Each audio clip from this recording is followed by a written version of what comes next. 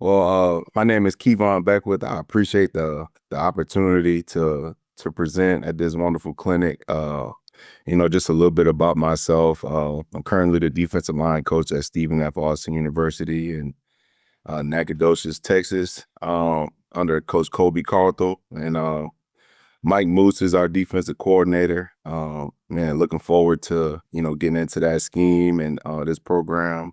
A lot of D-line tradition there. Our head coach is a D-line guy, and our DC is a D-line guy. Pete Jenkins, style coach. But anyways, I started my career in 2014 at the University of Louisiana, my alma mater, uh, under Coach Hud, and started off as a student assistant, got going, and medically retired from my playing career with a back injury. So I got into coaching as a young buck, and no job small enough there. Just hit the ground running, and then got promoted 3 times within that organization, from to a GA, and then when Billy Napier got there in 2018, I had to do a working interview, and he basically assigned me to a quality control role there, which I was extremely grateful for. And then in 2019, I got my first full-time job at Austin Peay State University in Tennessee, where first time in school history going to the playoffs. As my first full-time job, it was a great experience, being top 5 in the nation in rushing defense. So it was awesome. And then, we had a little bit of a turnover there with Coach Hud. Scotty Walden came in, and I had to move on, and, ended up going to Northwestern State. In between that, I did a stint with the Cleveland Browns, doing an internship. Really grateful with Coach Kiffin, Chris Kiffin, Lane Kiffin's son, his brother, excuse me, and then Kevin Stefanski and all those guys. So it was an awesome experience. And then in 22, at Incarnate Word in Texas. So this is my second stint in Texas. Uh, really, really productive year for, Incarnate Word. And in 22, we went to the semifinals and played in Fargo, North Dakota. Everybody knows those guys run the ball at North Dakota State, but led the nation in TFLs and sacks.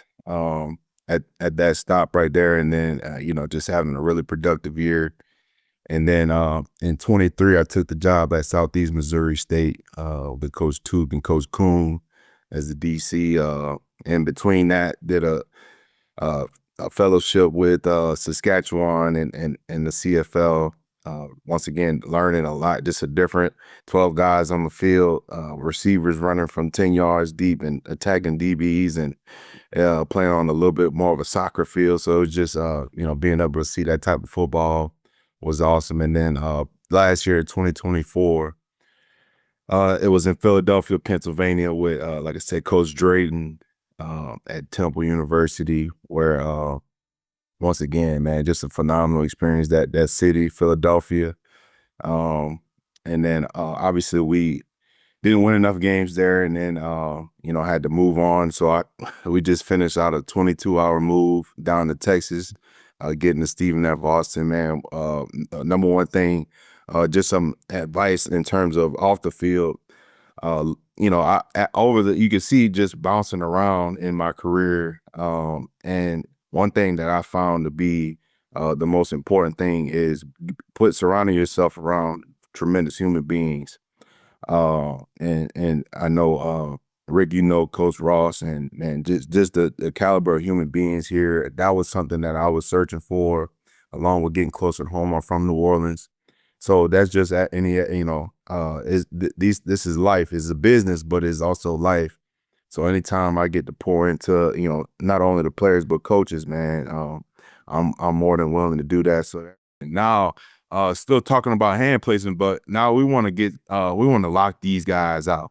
We want to make sure that we're doing a good job of creating extension through my arms. And so you'll see, right, once again, took the feet out of the drill, right? Really took the hips out of the drill as well, right? And I just want them to be focused on bench press effecting, right? I want them to have that bench press effect where I'm getting him off of me, lifting him up, right? Good offensive linemen are going to be flat back, low, right? We want to do a good job of, if they're low, I want to cave them up and have that bench press effect. So this is what we're working on right here on this sled. Love that sled. And then we'll go, this is at SEMO right here on the intramural field, right? Something you could do easily with, and they're just fitted up in the fit. And you can see his hips are coming through now, right? The violence through the hips. Now he's creating that speed to lock. Playing the eyes under eyes, you can see that bench press effect with this guy right here. Now he's lifted up. That's what we want, to stop their momentum from going this way. All right, so I'm playing underneath his eyes. My hands above my eyes. It's a really good picture right there. And then guess what?